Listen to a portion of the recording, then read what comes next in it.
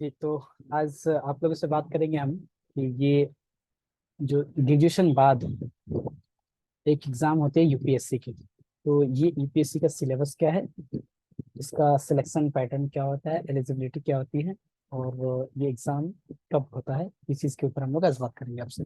देखिए, तो सबसे पहले बात करते हैं कि ये साल में एक बार एग्जाम होती है, अप्रोक्स 28 मई या फिर 5 जून। वो जो संडे, फर्स्ट वीक वाली जून की संडे या फिर मई के लास्ट वीक में जो संडे आती है, इस वीक में इसका एग्जाम होता है प्रीलिम्स का। ठीक है, अब ये प्रीलिम्स मेंस वगैरह क्या है, ये सब के ऊपर भी हम डिटेल्स के ऊपर बात करेंगे आज। तो सबसे पहले देखते हैं कि ये यूपीएससी से एग्जाम देके हम लोग बनते क्या है। तो यूपीएससी के एग्जाम देने के बाद जो सबसे फर्स्ट रैंक जो होता है, जो मतलब पोस्ट की बात करते हैं, तो पहली पोस्ट आती है इसकी इंडियन एडमिनिस्ट्रेटिव सर्विस, मतलब आईएएस की पोस्ट जो होती है। आईएएस का पोस्ट का मतलब है कि वो एसडीएम बनते हैं, फिर डीएम बनते हैं। उसके बाद आप क्या इसमें और भी इसमें मतलब पोस्ट प्रमोशन होते होते इसमें सेक्रेटरी तक की पोस्ट तक जाती है ये, एडीएम की पोस्ट वाली। फिर इसके बाद आप लोग आईएफएस जानते हैं, जो फॉरेन सर्विस जो होता है। तो फॉरेन सर्विस जो अभी हम लोग के जो एस जयशंकर सर हैं, जो पहले वो आईएफएस थे, अभी वो फॉरेन मिनिस्टर हैं हम लोग। तो आईएफएस की पोस्ट होती है, उस तरह से आईपीएस की पोस्ट होती है, जो हम लोग बोलते हैं इंडियन पुलिस सर्विस की। तो ये बहुत सारी और पोस्ट हैं, ये सब ग्रुप ए और ग्रुप ए की सब पोस्ट है, ग्रुप बी की भी लास्ट में, मतलब लास्ट लास्ट तक भी जाते हैं। तो ग्रुप बी की पोस्ट जो होती है, ग्रुप बी का पोस्ट तक मिलता है ये। मतलब यूपीएससी एग्जाम देने के बाद, यूपीएससी एग्जाम देने के बाद हम लोगों का इसमें से ये हम लोग का रैंकिंग वाइज ये आपका है, आईएएस का, आईएफएस का, आईपीएस का, अकाउंटिंग सर्विस का है, फाइनेंस सर्विस का है, अकाउंट सर्विस है आपका, ऑडिट अकाउंट सर्विस है, रेवेन्यू सर्विस है, डिफेंस अकाउंट है, रेवेन्यू सर्विस है, ये सारे पोस्ट हैं इसके। तो इन सारे पोस्ट जैसे आप लोग रैंक लेते हैं, जिस हिसाब से पोस्ट आती है उस हिसाब से रैंक के हिसाब से आपको सर्विस अलॉट किया जाता है। उसके बाद आपका इसमें दो तरह से एग्जाम होता है, एक होती है प्रीलिम्स, एक मेंस, और उसके बाद इंटरव्यू होता है। तीन फेज होते हैं इसके, सारे सिलेक्शन प्रोसेस अभी हम दिखाएंगे, तीन फेज होते हैं। सबसे पहले बात होती है फ्री फ्री की, उसके बाद मेंस की बात करते हैं, एंड देन उसके बाद हम बात करते हैं इंटरव्यू की। तो प्रीलिम्स होते हैं, इसके प्रीलिम्स में दो पेपर होते हैं। एक पेपर होता है आपका जीएस 1 जिसको बोलते हैं, और एक को बोलते हैं हम लोग जीएस 2 बोल सकते हैं, या फिर सीसेट पेपर 1 बोलते हैं इसको। तो इसको ऐसे भी बोला जा सकता है कि ये सीसेट पेपर 1 है, ये भी बोला जाता है कि सीसेट पेपर 1 ये है, एंड सीसेट पेपर 2 ये। मतलब दो पेपर का आपका एग्जाम होता है, पेपर 1 और पेपर 2। पेपर 2 प्रीलिम्स की बात कर रहे हैं, प्रीलिम्स में दो पेपर की एग्जाम होती है, पेपर 1 और पेपर 2। तो पेपर 1 में जो है आपका वो जीएस जो होता है, जैसे आपकी बात करें तो जीएस मतलब हिस्ट्री हो गई आपकी, ज्योग्राफी हो गई, पॉलिटी हो गई, इकोनॉमी हो गई, इंटरनेशनल रिलेशन हो गया आपका, और आपका सोशल हो गया आपका, सोशल हम लोग का जो है, ये सारे आपके प्रीलिम्स में आते हैं। इन्वायरमेंट हो गया आपका इधर, और भी पूरे चैप्टर के भी हम पीडीएफ में दिखाएंगे आपको, उसको देखिए। उसके बाद पेपर 2 जो होता है आपका, पेपर 2 में होता है सी सेट। सी सेट में होता है क्या आपका, कि ये 10th लेवल का बोलते हैं ये लोग, बट 10th लेवल का आता नहीं है कुछ। 10th लेवल का इसमें आपसे मैथमेटिक्स पूछी जाती है, उसके बाद रीजनिंग पूछी जाती है, और उसके बाद आपसे वो कॉम्प्रिहेंशन कॉम्प्रिहेंशन पूछ जाते हैं। ये जो पेपर होता है आपका, ये पेपर सिर्फ क्वालिफाइंग होता है। क्वालिफाइंग इन द सेंस क्या है, कि आपको इसमें सिर्फ 33% मार्क्स लाने हैं, और इसमें आप क्वालिफाई हो जाएंगे। पेपर 2 की बात करें, मतलब क्या समझ में आया, अभी तक ये समझ में आया कि यूपीएससी का 3 लेवल में एग्जाम होता है। एक होता है आपका प्रीलिम्स, एक होता है आपका मेंस, और एक होता है आपका इंटरव्यू। ये तीनों कंप्लीट होने के बाद ही आपका वो मेरिट लिस्ट बनता है, ये तीन के बाद ही आपका मेरिट लिस्ट बनता है। तो पहला प्री की एग्जाम की बात करें तो यहाँ पे दो पेपर की हम बात किए थे, पेपर 1 और पेपर 2। पेपर 1 में हम क्या बात की, पेपर 2 तो क्वालिफाइंग है, ठीक है, 33% मार्क्स लेके आ जाओ, इधर क्वालिफाई कर जाओगे। बट पेपर 1 जो है ना, पेपर वन में जो पास करेगा, पेपर 1 में जो पास करेगा, मतलब ये इस पे कट ऑफ डिसाइड होता है, कि मतलब जो जितना पोस्ट है उस हिसाब से यहाँ पे कट ऑफ निकलता है। ये पेपर 1 के हिसाब से, सिर्फ पेपर 1 ये आपका क्या है, पेपर 1 से आप सेलेक्ट होंगे मेंस एग्जाम के लिए। पेपर 1 अगर आप क्वालिफाई करते हैं, कैसे क्वालिफाई करना है, वो रैंक के आपका कट ऑफ के ऊपर डिसाइड करता है कि कट ऑफ कितना आ रहा है।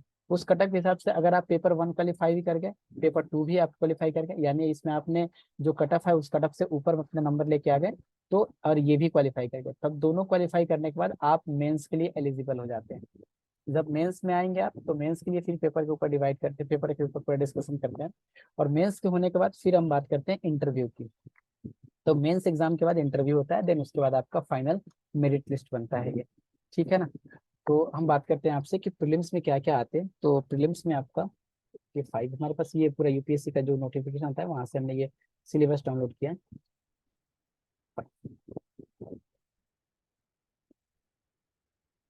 अभी मेंस के ऊपर सब बात करेंगे डिटेल में।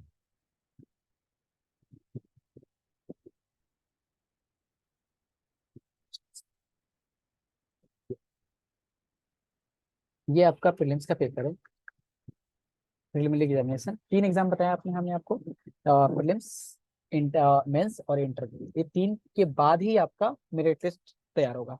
किसी एक में अब अगर आप छट जाते हैं, जैसे ये क्वेश्चन आता है कि प्रीलिम्स ने दिया, मेंस में अगर छट जाते हैं तो फिर से आपको प्रीलिम्स से शुरू करना पड़ेगा। मतलब ये ऐसा है कि प्रीलिम्स से स्टार्ट करना है और इंटरव्यू तक पूरा फाइनल तक जाना है।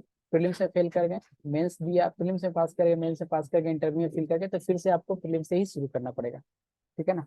तो प्रीलिम्स का जो पेपर होता है, ये पेपर 1 की बात करें, ये 200 मार्क्स का होता है, बहुत भी डिटेल में 2 घंटे का ये पेपर होता है आपका। इसमें सब्जेक्ट क्या क्या पूछे जाते हैं, तो करंट इवेंट्स, नेशनल और इंटरनेशनल इंपॉर्टेंस, जो आप न्यूज आप बोल सकते हैं, या फिर करंट अफेयर्स जिसको बोलते हैं। हिस्ट्री ऑफ इंडिया और इंडियन नेशनल मूवमेंट, यानी कि आप इसमें बात कर सकते हैं मॉडर्न हिस्ट्री की, एंशिएंट हिस्ट्री की और मेडिवल हिस्ट्री की, तीनों हिस्ट्री। इंडियन और वर्ल्ड ज्योग्राफी में बात करें तो physical geography, social, economic geography of India और वर्ल्ड, सारी ज्योग्राफी पढ़ने हैं आपको। पॉलिटी में गवर्नेंस पढ़ना है आपको, कॉन्स्टिट्यूशन पढ़ना है आपको, पॉलिटिकल सिस्टम, पंचायती राज सिस्टम, पब्लिक पॉलिसी, ये सारे आपके पॉलिटी वाले सेक्शन में चले आते हैं। फिर बात करें तो ये इकोनॉमिक का पेपर है आपका, social development, sustainable development, poverty, inclusion and demographic sector, ये सारे प्रीलिम्स के आपके पेपर हैं। जनरल इश्यूज इन्वायरमेंट के बारे में बात करें तो environment, biodiversity, climate change, science के अभी कुछ कुछ क्वेश्चंस आते रहते हैं, तो साइंस के भी क्वेश्चंस रहते हैं इसमें, ऐसा नहीं कि कुछ। तो ये रहा आपका पेपर 1 का, 200 मार्क्स का होता है। ये आपका क्वालिफाइंग नेचर नहीं है, इसमें आपको कट ऑफ क्लियर करना पड़ता है, जितना कट ऑफ भी जाए वो कट ऑफ क्लियर करेंगे, पेपर 1 हो गया। पेपर 2 में बहुत ही मतलब आपको बात करें तो कॉम्प्रिहेंसिव और आपका लॉजिकल रीजनिंग, डिसीजन मेकिंग आपका रीजनिंग है, जनरल एबिलिटी और basic numeracy, inter skill in communication skills जो है ये कॉम्प्रिहेंशन के लेवल में लिया जाता है। तो यहाँ पे अगर बेसिकली देखें तो कॉम्प्रिहेंशन है, एक आपका मैथ है और एक आपका रीजनिंग की बात करें, तो ये तीनों मिलके आपका ये पेपर 2 बनाता है। और पेपर 2 जो होता है आपका क्वालिफाइंग नेचर होता है, फिर से बता रहे हैं, ये 33% आपको क्वालिफाई करने के लिए होता है। जैसे यहाँ पे लिखा हुआ है कि paper 2 the civil service examination will be qualifying paper with the minimum qualifying mark 33%। ये आप अगर इसमें पास करते 33% लेके आए या फिर 95% लेके आए, इसमें कोई बात नहीं, 33 से ऊपर लेके आए हैं मतलब इसमें पास है। बट पेपर जो 1 है आपका, वो आपका कट ऑफ क्लियर करने के लिए उसमें मार्क्स लगा है। ये सारे ऑब्जेक्टिव टाइप होंगे, the question will be multiple choice question, objective type के क्वेश्चन होंगे। और बाकी ये पेपर के बारे में, ये क्या, do not appear both paper, दोनों पेपर में अगर अपीयर नहीं होते हैं तो आपका डिस्क्वालीफाई होगा, वो नंबर नहीं मिलता है। अब थोड़ा सा बात करते हैं मेंस के ऊपर। तो मेंस के लिए हम डायरेक्ट चलते हैं 31 नंबर पेज पे, मेरी है जस्ट, ये पूरा मैंने डायरेक्ट वहाँ से सिलेबस मैंने निकाल दिया है, ऑफिशियल ऑफिशियल साइट से लिया। अब मेंस के थोड़ा ओवरव्यू हम बताते हैं आपको। तो मेंस का ओवरव्यू ये है कि मेंस के पे, जैसे प्रीलिम्स का आपने समझ गया, मेंस का होता है आपका, मेंस की बात करें तो मेंस में आपके 5 पेपर होते हैं, 5 दिन एग्जाम होते हैं। तो और पेपर की बात करें तो सबसे पहला जो पेपर होता है आपका, पेपर 1 जो होता है वो ए से राइटिंग का होता है। पेपर 1 जो होता है आपका ए से राइटिंग का होता है, मतलब ए से लिखना होता है, 2 ए से लिखना होता है इसमें, 1 एंड 2। और ये दोनों 250 को, एक एक 125 करके होते हैं, 125 मार्क्स एंड 125 मार्क्स, और दोनों मिला के ये 250 मार्क्स के ये होते हैं ऐसे पेपर। पहला पेपर, पहला दिन एग्जाम जो होता है हम लोग का, तो पहला दिन एग्जाम होता है ऐसे पेपर का। पेपर 2 की अगर बात करें हम, तो पेपर 2 जो होता है आपका, वो उसको बोलते हैं GS 1, GS 1 मतलब जनरल स्टडीज 1। पेपर 3 जो होता है आपका, अब ये इसमें क्या आएगा वो थोड़ा सा आगे डिटेल करते हैं। पेपर 3 होता है, ये आपका होता है GS 2 बोलते हैं इसको। एंड पेपर 3 जो होता है आपका, पेपर सॉरी 3 तो बात कर लिए, 1 2 3, पेपर 2, पेपर 3, पेपर 4, और ये GS होता है आपका GS 3। और बात करें अगर हम पेपर 5, पेपर 5 की बात करें तो ये होता है आपका GS 4। ये 4 GS पेपर होते हैं आप, GS 1, GS 2, GS 3, GS 4। Paper का मतलब ये है कि पहला दिन एग्जाम होगा, ये दूसरे दिन होगा, ये तीसरे दिन होगा, ये चौथे दिन होगा, ये पांचवें दिन, मतलब 5 पेपर, 5 क्वेश्चन पेपर। अगर दिन की बात करें तो पहला दिन एग्जाम जो होता है हम लोग का एसे का एग्जाम होता है। दूसरे दिन, सेकेंड डे, ये दोनों पेपर का एग्जाम होता है, ध्यान से समझ लीजिए। ये फर्स्ट डे सिर्फ एसे का होता है, सेकेंड डे में दोनों पेपर, मतलब 6 घंटे का एग्जाम, ये भी 3 घंटा, ये भी 3 घंटा, ये भी 3 घंटे का है। तो ये 6 घंटे का एग्जाम होता है, मतलब एक दिन में 6 घंटे। और GS3 और GS4 भी 6 घंटे का एग्जाम होता है, ये भी 6 घंटे और ये 6 घंटे। तो ये हो गई बात 4 GS पेपर और एक एसे की, एक एसे पेपर की।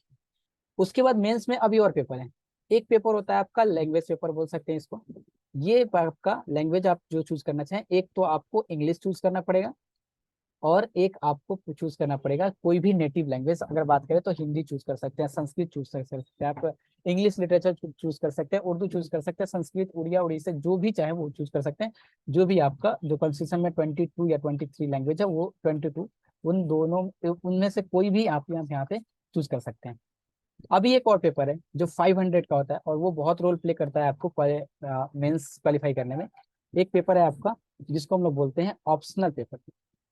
ऐसा नहीं है कि इसको चूज करना है, ऑप्शनल इसलिए इसका नाम रखा है कि क्या क्या यहाँ पे खुद से आप चूज कर सकते हैं। ये ऑप्शनल पेपर जो होता है ना, ये 500 मार्क्स का होता है, 250 और 250 करके दो पेपर होता है। और ये एक ही ऑप्शनल, जैसे हम मान लेते हैं कि अगर मेरा मैथमेटिक्स बैकग्राउंड है तो मैंने मैथमेटिक्स अगर चूज किया तो मैथ चूज करने में मुझे दो पेपर देना पड़ेगा, 250 और 250।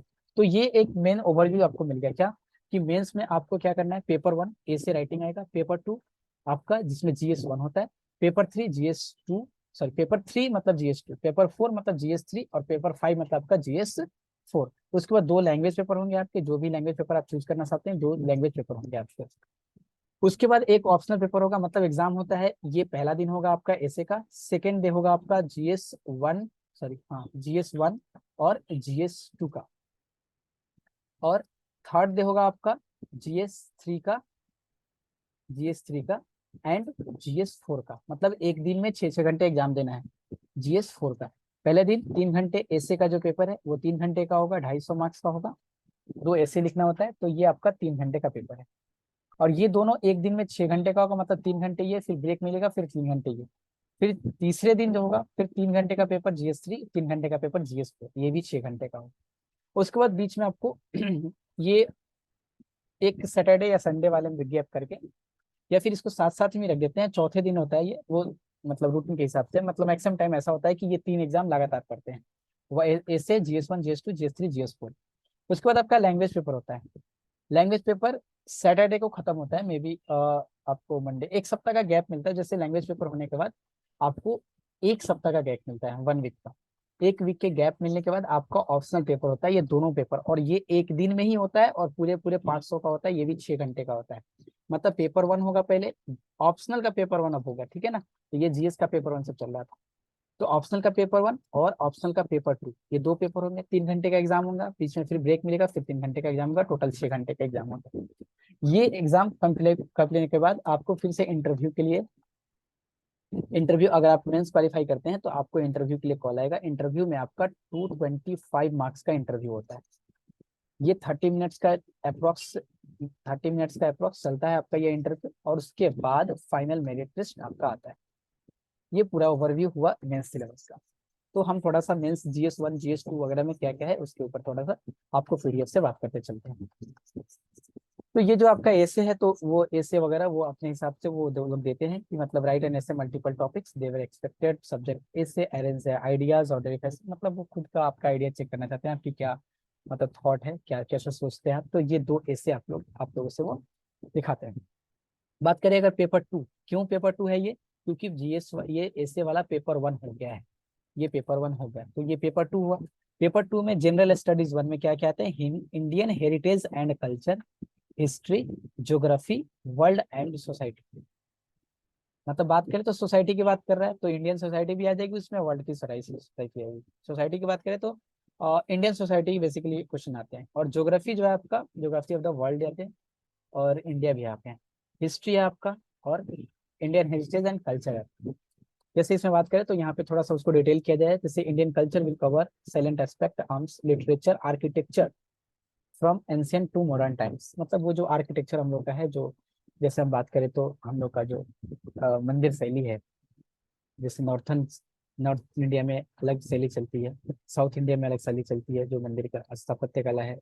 हम लोग का बुद्ध का जो हम लोग का बौद्ध विहार वगैरह है, तो ये सब का जो साइलेंट फीचर है उसके ऊपर क्वेश्चंस आते हैं। ये सारे के सारे रिटेन एग्जाम होते हैं आपके, मतलब सारे के सारे एग्जाम आपको लिख के देना, ये ऑब्जेक्टिव टाइप का नहीं होता है।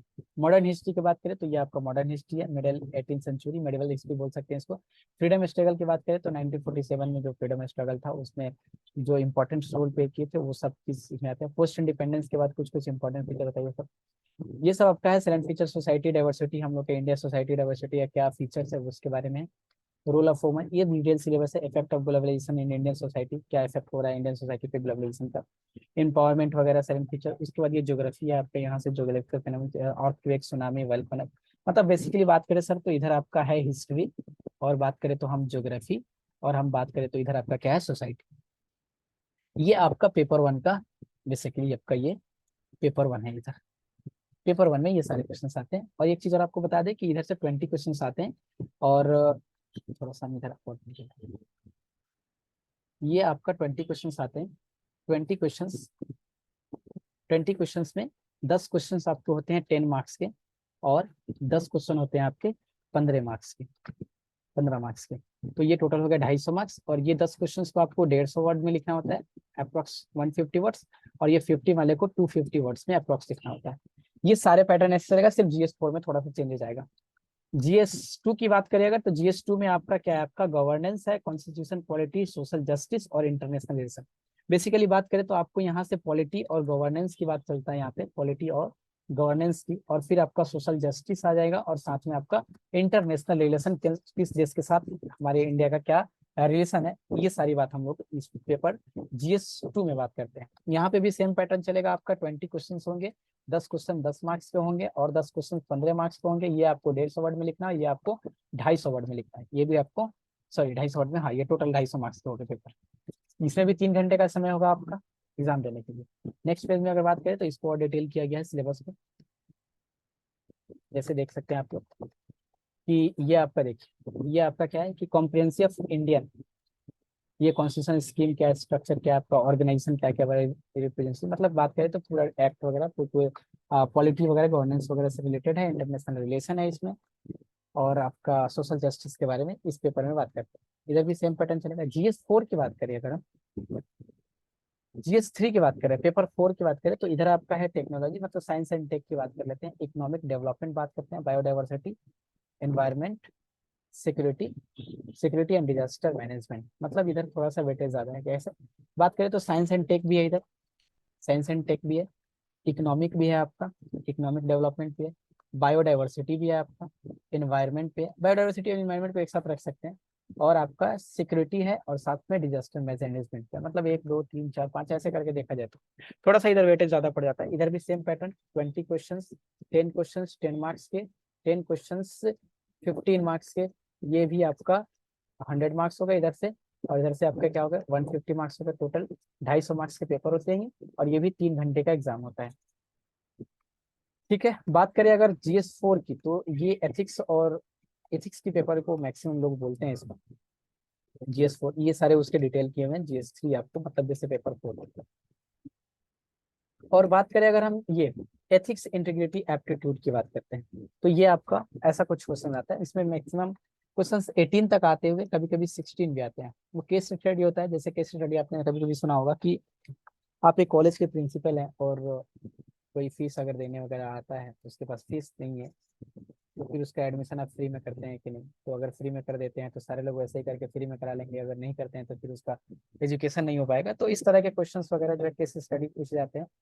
लगभग इसमें थ्योरी पार्ट जो है इसका, ये थ्योरी पार्ट 8 क्वेश्चन होते हैं, और इस तरह के केस स्टडी 8 क्वेश्चन होते हैं। टोटल 60 क्वेश्चन होते हैं, 16 क्वेश्चन होते हैं। और इधर भी आपका 250 मार्क्स का होता है, और ये 250 मार्क्स ऐसे बटे हुए थे, 16 क्वेश्चन 18 क्वेश्चन ऐसे करके ये होते हैं।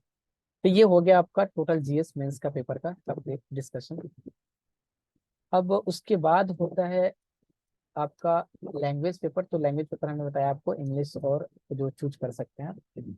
हम थोड़ा सा बात कर लेते हैं ऑप्शनल की, क्योंकि हम लोग का ऑप्शनल जो है वो ऑप्शनल मैथमेटिक्स है, तो ऑप्शनल के ऊपर जरा सा बात कर लेते हैं। ऑप्शनल सबसे पहले चूज करने में सबसे ज्यादा प्रॉब्लम होता है कि ऑप्शन क्या लिया जाए, बाद में फिर इसको छोड़ देना, क्योंकि सिलेक्शन में सबसे ज्यादा रोल प्ले अगर कोई करता है तो वो है आपका ऑप्शनल पेपर और ऐसे पेपर।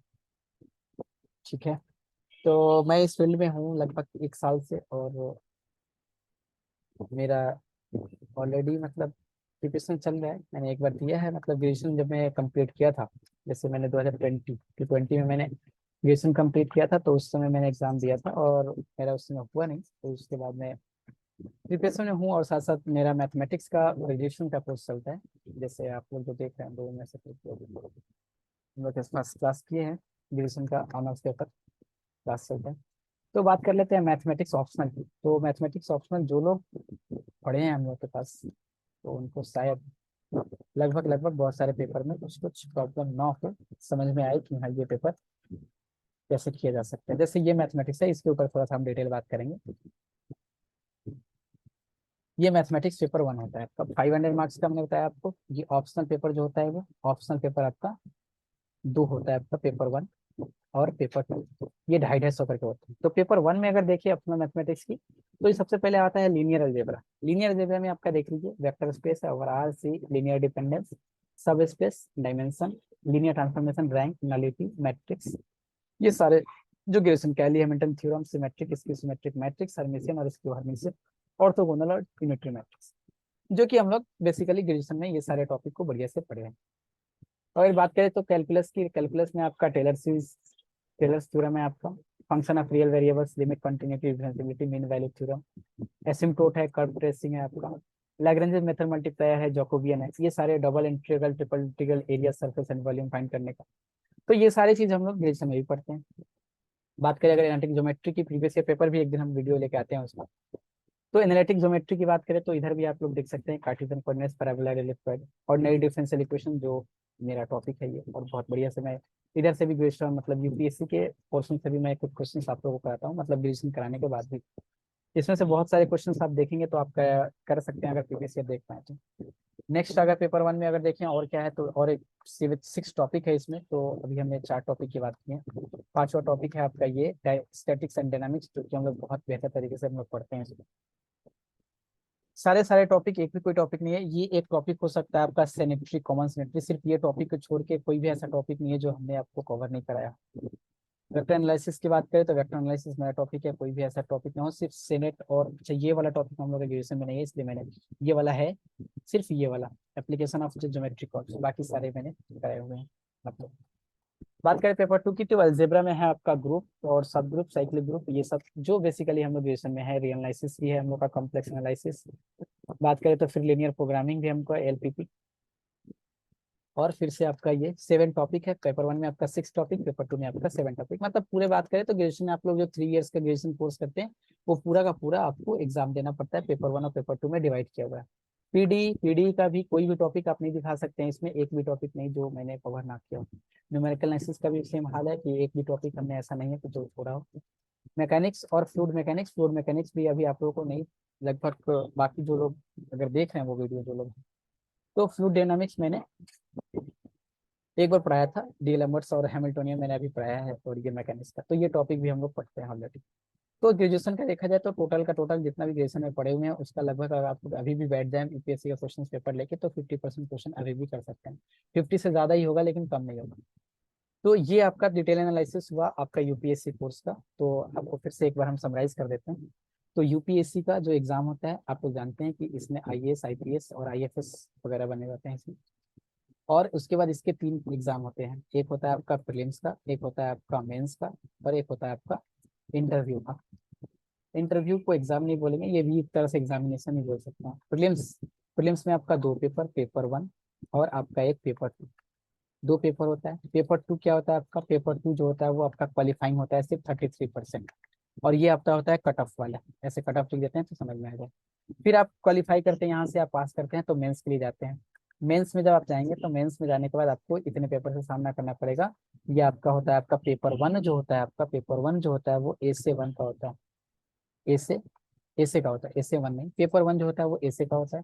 पेपर 2 जो होता है आपका, पेपर 2 की अगर बात करें तो इसको हम लोग बोलते हैं GS1 की बात करते हैं। पेपर 3 जो है आपका, पेपर 3 में आपका क्या है, वो आपका GS2 है, GS2। सिमिलरली आपका पेपर 4 और पेपर 5 जो होता है वो आपका GS3 और GS4 का होता है। ये पेपर क्वालिफाई करने के बाद आपको क्या करना पड़ेगा, आपको एक चीज और, लैंग्वेज पेपर का एग्जाम देना होगा। एक चीज और बताना हम भूल गए आप लोगों को कि लैंग्वेज पेपर जब तक आप क्वालिफाई नहीं करेंगे, ये भी आपका क्वालिफाइंग नेचर है, जब तक आप ये क्वालिफाइंग नहीं करेंगे, इसमें मैं थोड़ा सा मिस्टेक हो रहा है, 25% है, यहाँ पे लिखा होगा, PDF में दिखा सकते हैं।